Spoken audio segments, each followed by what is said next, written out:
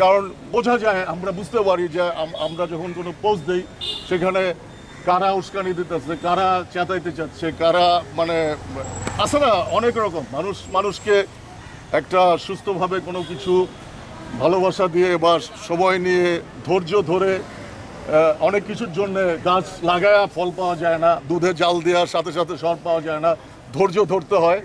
সেই ধৈর্যটা ধরতে পারলে সহিংসতা কম হয়, ভায়োলেন্স কম হয়, মানুষ ভালো থাকে, মানুষের সাথে মানুষের সম্পর্ক ভালো থাকে।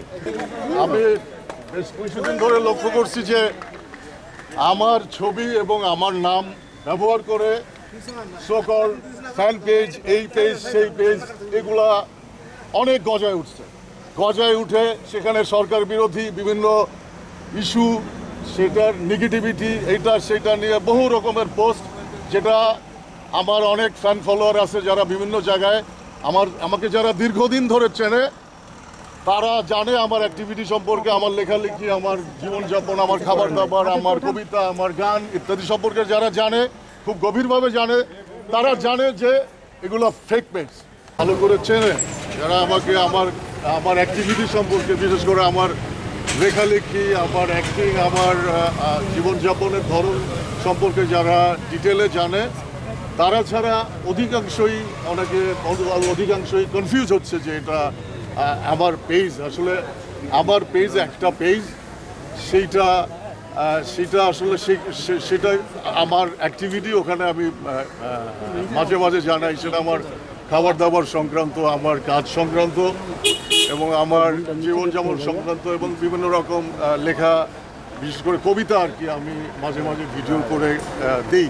ওটাই আমার পেজ আর কি। আর এছাড়া অজস্র আমি খেয়াল করে দেখছি যে একই ছবি ব্যবহার করে একাধিক ফ্যান পেজ, এই পেজ সেই পেজ, নানান রকম পেজ গজায় উঠছে। গজায় উঠে নানা রকম সরকার বিরোধী পোস্ট, তারপরে উস্কানিমূলক পোস্ট, এই সম্প্রতি যে আন্দোলন হয়ে গেল এটাকে ঘিরে নানান রকম উস্কানি এবং বিভিন্ন ইস্যুতে বিভিন্ন রকম মানে কোনো মানে অস্থিতিশীল করার জন্য যে সমস্ত মানুষকে উস্কানি দেওয়ার জন্য যেভাবে লিখতে হয় ওইভাবে লিখে বা বলে, হ্যাঁ।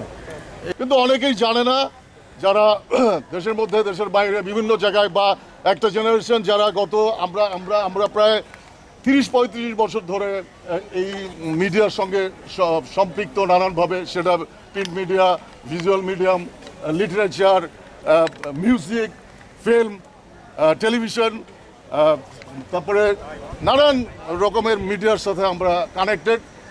তো সবাই জানে, আমার বন্ধু বান্ধবরা জানে, আমার সাথে যারা কাজ করে, আমি যাদের সাথে কাজ করি তারাও জানে যে এগুলো ফেক পেজ।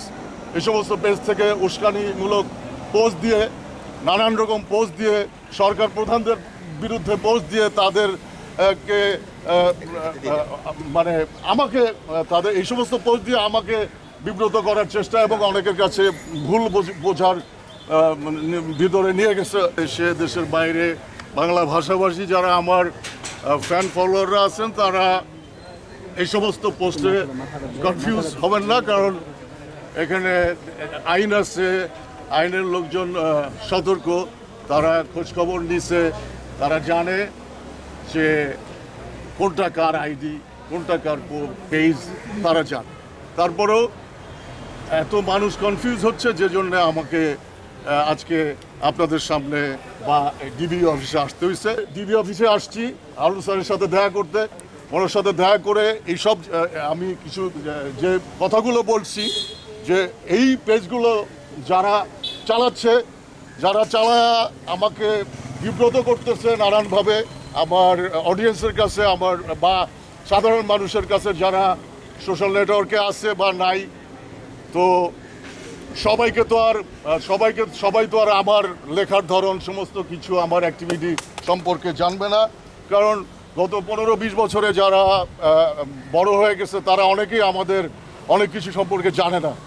সো আমি এখানে আসছি স্যারের কাছে, হারুন সাহেবের কাছে আসছি, এইগুলো যারা করতেছে তাদেরকে খুঁজে বের করে দৃষ্টান্তমূলক আইনানুগ ব্যবস্থা নেওয়ার জন্য বলতে আসছি। এতদিন আসতে পারি নাই কারণ এতদিন ইয়ে ছিল, নানা রকম শাটডাউন ছিল, তারপরে কারফিউ ছিল, নানা একটু অস্থিতিশীলতা ছিল এবং মুভ করা যাচ্ছিল না কোথাও, এই জন্য আসতে পারি নাই।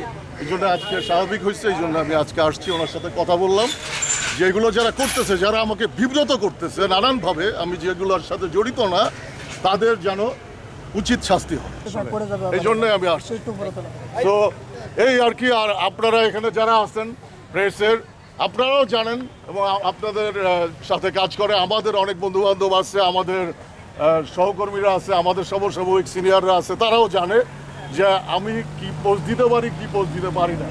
এবং সবাইকে বিভ্রান্ত হইতে আবারও না করতেছে যে আপনারা যারা জানেন না, দূর দূরান্তে যারা এখনো ওইভাবে এই টেলিভিশনের মাধ্যমে সোশ্যাল বা অন্যান্য মিডিয়ার মাধ্যমে আপনারা অবগত হইলেন যে এগুলো আমার না। সো আর আমার একটা পেজ আছে, সেইটা এখন না ভেরিফাইড হয় নাই, হয়ে যাবে।